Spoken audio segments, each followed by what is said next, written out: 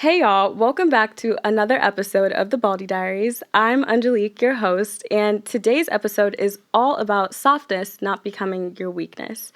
And who better to tell their story than Armani Latimer, a retired Dallas Cowboys cheerleader who changed the face of alopecia completely with her Netflix episode. I'm so excited to have you here. Everyone, welcome Armani. Hi. There's claps happening. You hear it. Thank you for having me. Thank you so much for being here. And I mean, I'm in awe of you. Your softness, your vulnerability has literally become so monumental in the alopecia community. And so, one, thank you for that. Thank you. I mean, everybody sent me the video. But also, how has that changed your life? I think it has opened my eyes to a different community.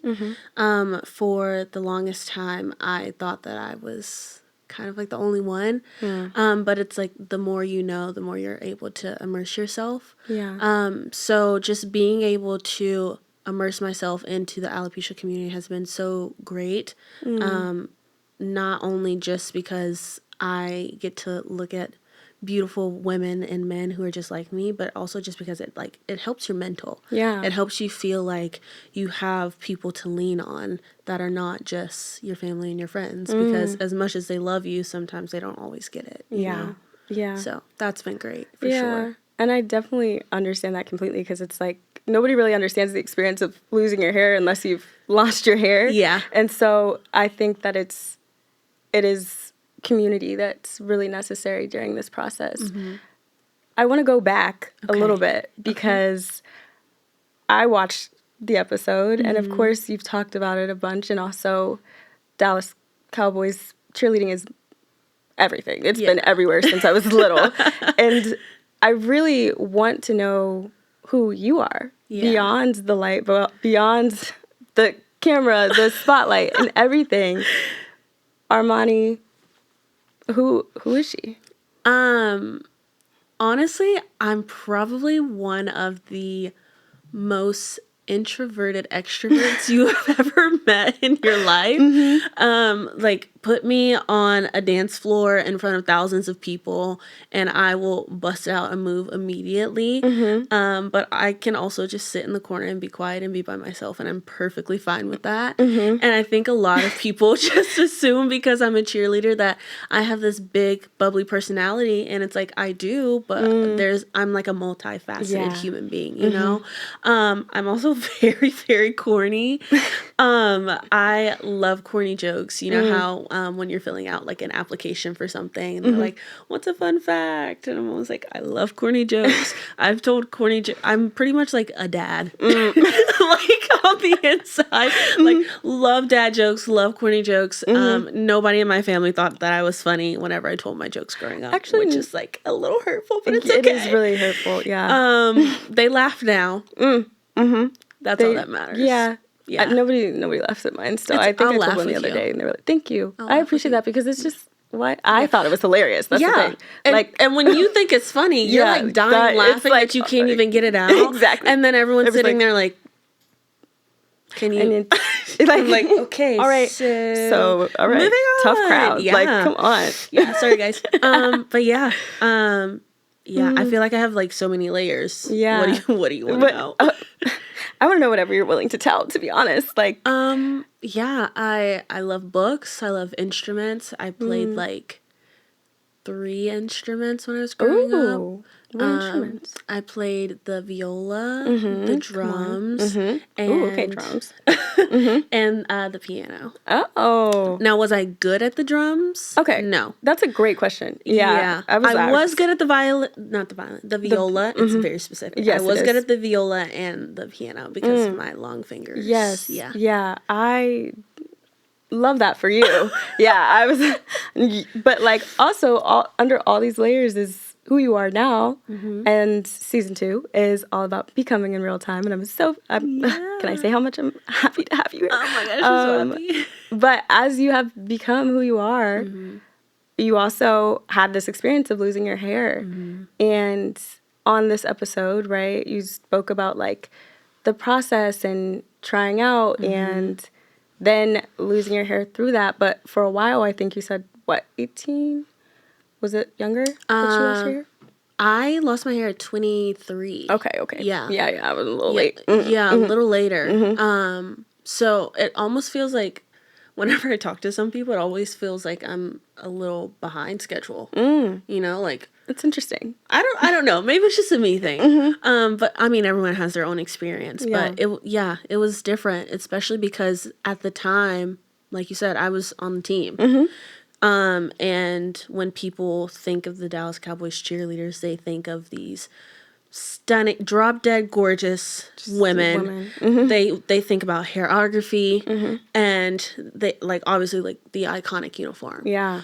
And so at that time when I lost all my hair, I was like, okay, well, everyone's going to think I'm ugly because I can't do the hairography because I don't have hair. Yeah. I was like, the only thing I have going for me is that I can still fit my uniform. Yeah. Mm-hmm. Which is like really sad to think about. But it's honestly like, it's the truth. Like you have so many thoughts that go through your head that you're like, I'm not good enough. Mm-hmm.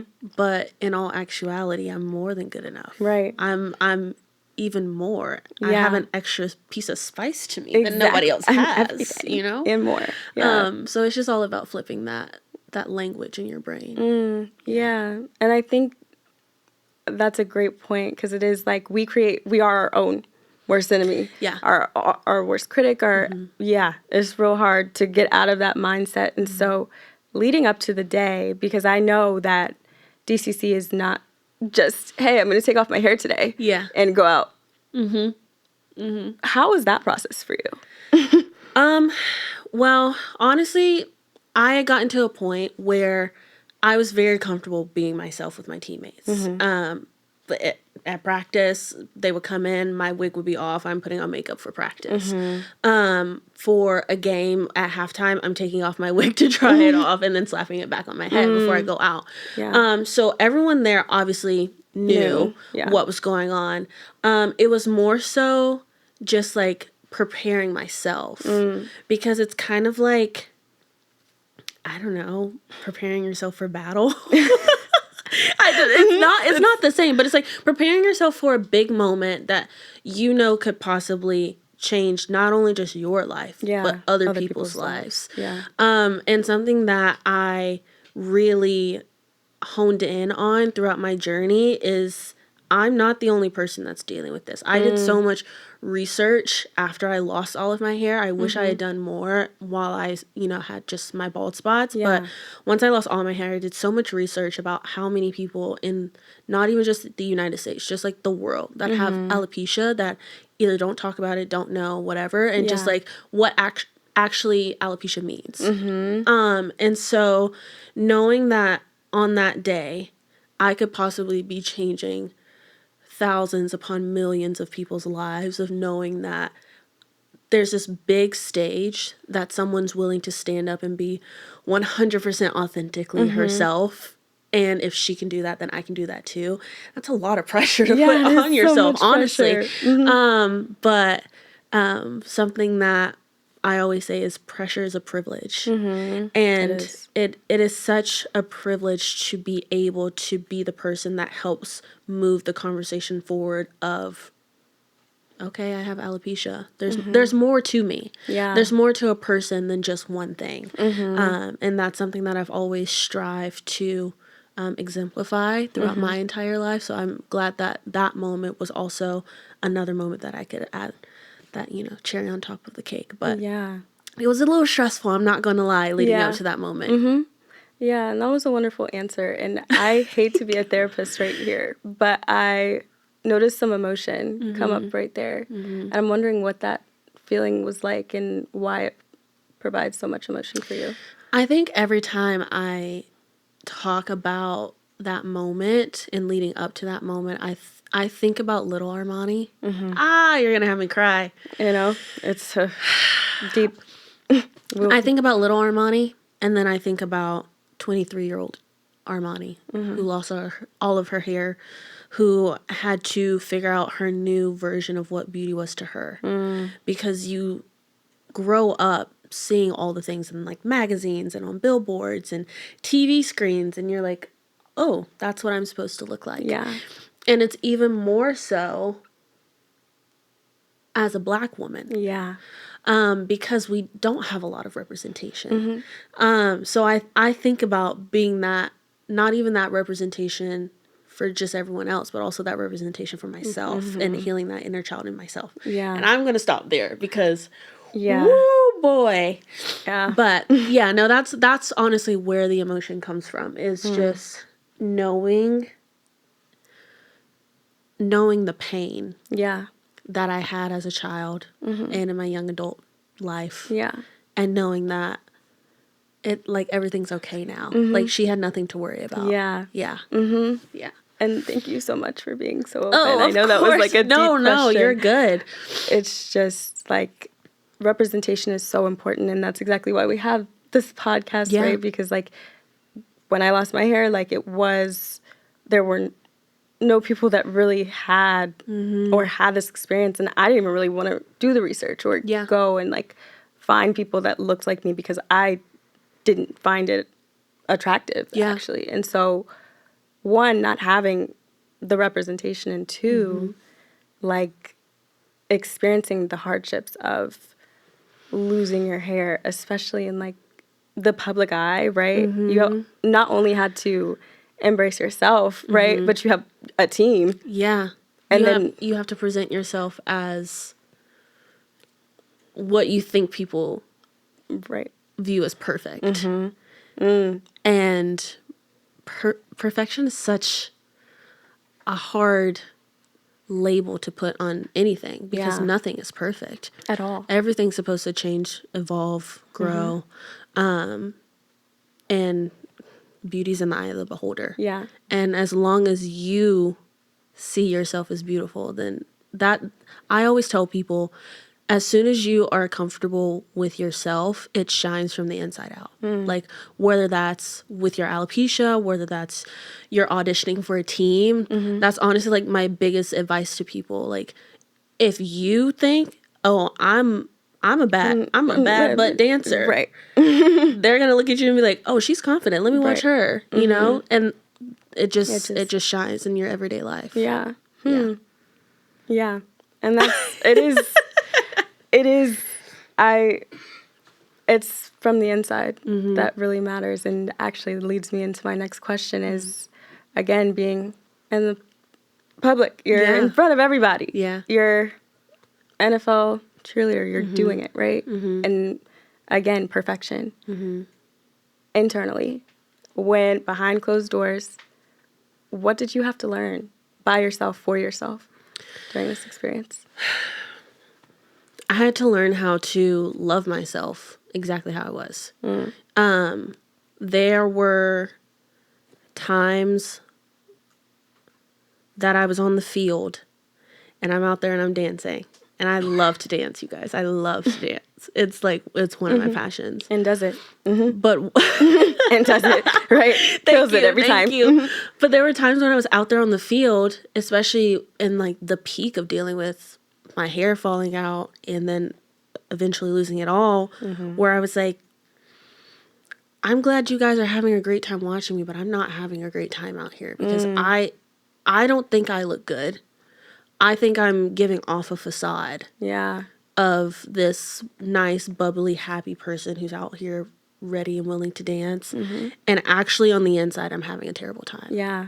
So I had to learn how to love myself as I was, and it was not easy. It was not a smooth road, but we're here now. We are. And that's what's important. You just have to build the blocks day by day. Yeah.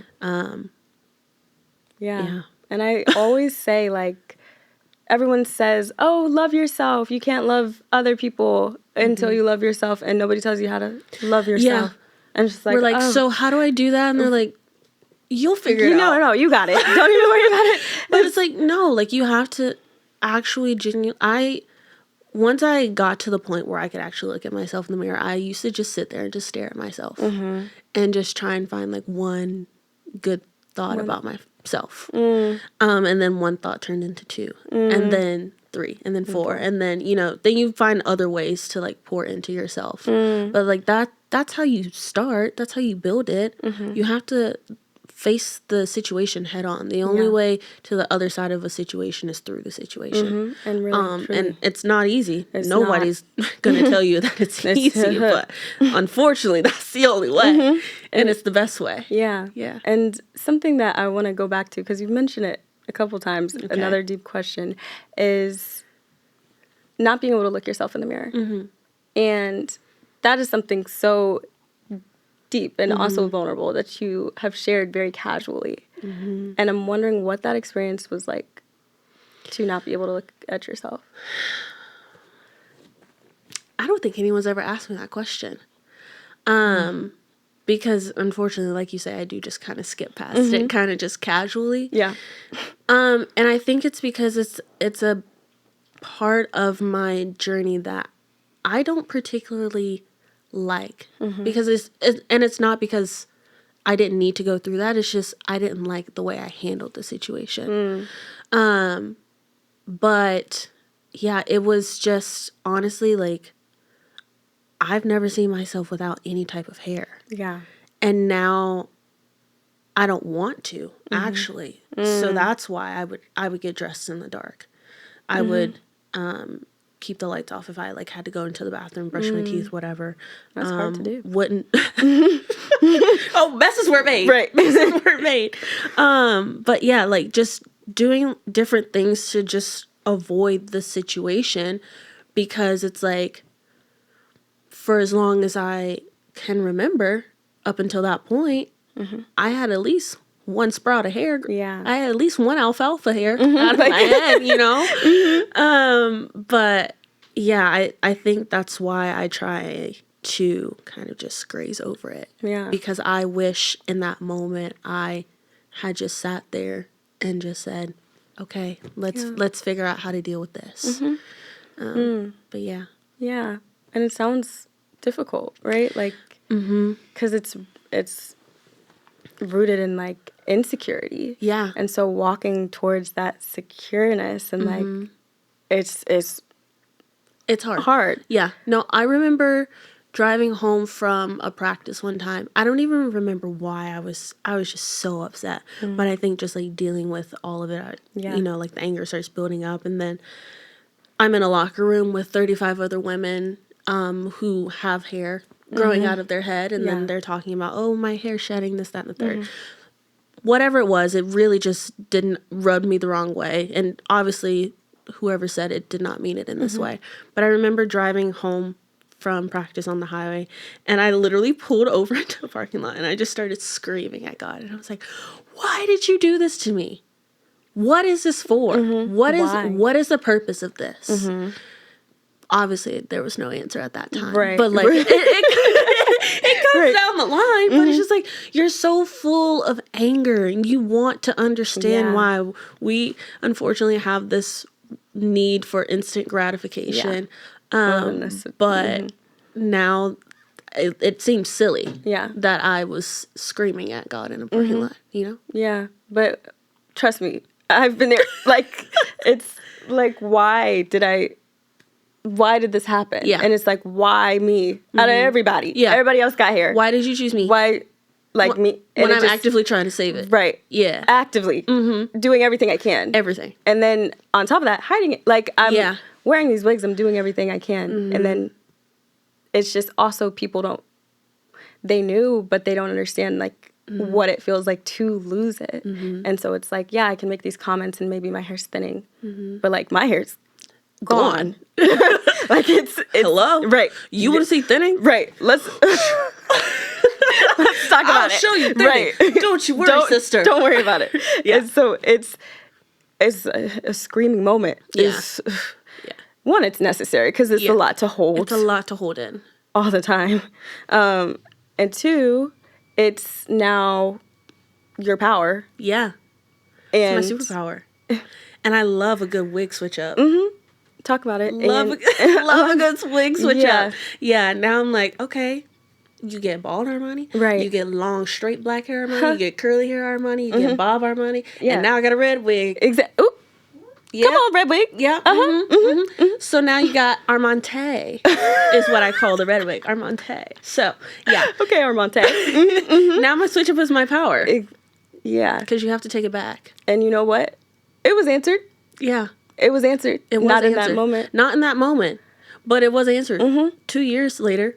Yeah, 2 years later. It's Patience. Patience is also what I have learned. Ooh. Yeah. Yeah. Patience is, I actually have it right here because I have to have patience with everything. Yeah. And I hate that, actually. Yeah. I actually don't need any more lessons in patience. No, Lord. we're good. Thanks. Yeah. Thank you so much, actually. Thank you for offering. Yeah. But during this soft period of your life, and still it seems very blissful. Would you say that you're happy? I am happy. Tell me why. I mean, like I just said, now, like, my alopecia is my superpower. Now I get to tap into different things, different opportunities that I wasn't able to while I was holding on to something that didn't serve me anymore. I'm happy because there was a time when I was crying that I didn't think I was going to find anybody who was going to love me because I didn't have hair. Yeah. And I have that now. Yeah. So it's just like when you let go of the what ifs, you can embrace the what can be. That was good. Okay, Armani. That was good. It sounded good coming out of my mouth. No, it did. But yeah, no, I'm so happy now, and I'm happy that I found a community. I found wonderful friends like yourself that, you know, we can just talk and chat, and we have this extra thing that just makes us glow a little extra. So yeah, and I love when people, they're like, wow, you're glowing today. Yeah. I'm like, thank you. Especially if I don't have my wig on. Thank you. It must be my light. It must. It's shining through. I mean, like, gosh, yeah. No, I love being happy. Yeah, it's my favorite version of myself. And I'm so happy that you're happy because it's not an easy journey, and it's not so hard to find. One of the things that we do here on the Baldie Diaries, is called Scalp Confessions. And a scalp confession is a story that is meant to make people feel less alone through their experience. Oh, I have a few. How much time do I have and how many do you need? Just one. We only need one. Okay. But try to pick the best one, get the people what they want to know. Oh, no, I have a really good one. All right. Okay, so on DCC, the Dallas Cowboys Cheerleaders, before rehearsal starts, we have a warm-up process. Normally towards the end of the year, we start to get a little bit more silly goofy. We do things like warm up to different kinds of music, whatever. There was this one rehearsal where we were being really silly, and some of the girls started doing like head springs and kip ups, and it was like the younger girls on the team, and I was like, I could still do it, don't you worry. I might have been out of college for a little while, but I still got mine. Don't worry about it. So I decided that it was a good idea to do a kip up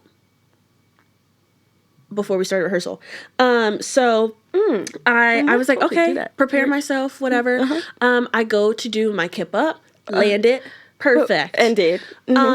Stand up, everyone's laughing. I was like, what happened? What's going on? And then I feel a breeze. I said, not the breeze. Wig's gone. Wig flew. So when I did my kip up, the way a kip up works is you roll on your back and then you push yourself up onto your feet. So when I pushed myself up onto my feet, I guess I had not secured my wig enough before we went to warm up that my whole wig flew off from the back all the way. It went 10 yards. 10 yards 10 in front yards of me. is crazy because you can actually see it too on the field. I can see it. Right. And Judy Trammell, our lead choreographer, she's like, Armani, what are you doing? And I was like, and I ran and picked up my wig and I just like slapped it on. I was like, we can start now. No. But it it was so funny because I was very like, I didn't even notice. Yeah. I didn't even notice. And at that point, like, obviously everyone knew about my alopecia, but it was just like, everyone was laughing because no one's actually seen my wig like fly off my head. Yeah. I've always joked about it, but for then it to happen in real life, it was quite comical. And then once we told Judy what happened, I think she just thought I was just like dancing around without my wig. But then once we told her what happened, she was like, okay, that was funny. Yeah. It was hilarious. No, it was hilarious. And it sounds, I wish I could have been there in that moment. I wish someone had a video. Yeah, I honestly really wish would like to see Netflix was there filming that day, so it could have been a blooper. You know, like, yeah. Because that's, yeah. And real quick, you just released a jewelry line. I did. I'm so excited for you. Congratulations. You so Thank you. Can you tell us a little bit about that? Yeah. So pretty much it was just an idea that I had that I wanted not only just people in the alopecia community, but mostly the people in the alopecia community to feel as if there was something out there created for them, by them. And so I have this charm bracelet that says authentic, and it has a blue star, and it just reminds me of my journey from DCC. Yeah. And then these gold heart earrings remind me of the love that I have for myself now going through this journey. So I'm so excited. I have more pieces coming out. Yay. But those are the first two, and the money proceeds go back to the alopecia community, 100%. Wow. So, yeah. That's amazing. Yeah, it's really exciting. I'm so excited for you. Like, I saw it and I was like, yeah, like, it's such a great thing, and, like, it's so powerful, and you're not making any money from it. No. And so it's just from, like, your heart, and truly, it's amazing to see you grow and continue and become. Thank you. In real time. Thank you. And so, my last question. Okay. Is for people with similar experiences or not. What advice do you have for them? Your authenticity is your biggest superpower. And I feel like it's only right for me to say that, considering we're talking about being soft and vulnerable. I think walking through life trying to be anyone other than who God created you to be is doing the world such a disservice. And whether that takes you 2, 5, 17 years to get there, once you do get there, it's going to be the most enjoyable experience of your life. Yeah. And you are going to wonder why you spent so many years not being your authentic self. So if you are of the younger generation, I encourage you to be your authentic self right now. There's no time like the present. Yeah. And you have something in you that the world is supposed to witness and see and experience. So please, please, please be authentic and share that with every single person. Yes. Ooh, great answer. And I want to add to that is you can yell and scream and shout, and I promise being authentic never fails. Like, vulnerability is your power, truly, and you have shown all of us that. Thank you. You have as well. Thank you. Thank you. And Armani, where can we find you? You can find me on Instagram and TikTok. It's at AC_Latimer. That's LATIMER. And if you want to purchase some of my jewelry, you go to ArmaniCLatimer.com. And you should go purchase some of the jewelry. Y'all heard her. Yes. Okay. The links are also in my bio on my Instagram and my TikTok, so don't you worry. Don't. Go ahead. Go run and get some. Run and get some, seriously. Well, thank you so much, Armani. Like, I am so grateful to have you here, and just so grateful that you decided to share your story. Oh, thank you. Through all the trials. And can I say I'm grateful for you and this platform that you are building, and just everyone that you are able to reach with this. You're doing an incredible job, and I don't know if people tell you that often, so I wanted to be one of the few that do. And I love you so much, and I'm so grateful for our friendship. I love you so much. Oh my gosh. I can't. Thank you so much. Of course. Oh my gosh. I can't do it, guys. It's so much. Well, y'all, that's a wrap. And I will see you guys next time on the Baldie Diaries. Bye. Bye, y'all.